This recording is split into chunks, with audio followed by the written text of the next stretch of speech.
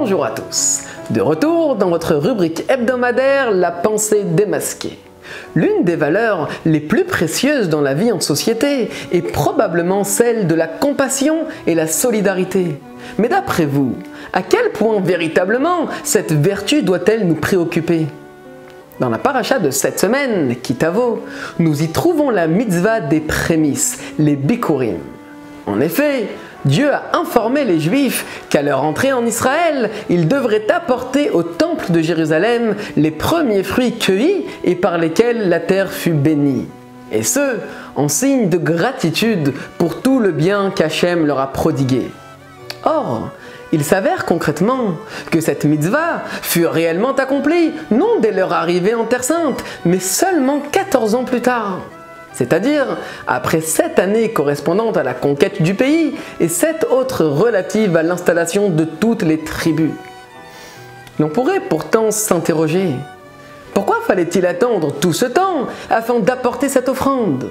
Si la reconnaissance est si importante, pourquoi ne pas l'avoir de suite exprimée, du moins par ceux qui étaient déjà installés et qui désormais profitaient de ses fruits?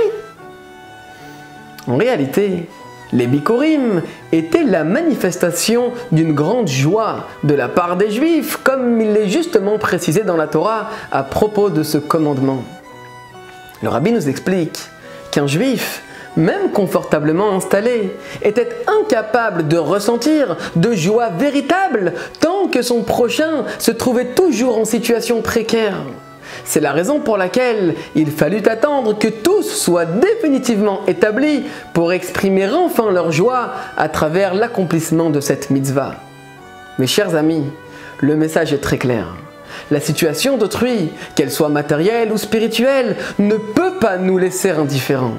Il est de notre devoir et notre responsabilité de penser à chacun et de mettre tout en œuvre pour venir en aide à celui qui en a le besoin.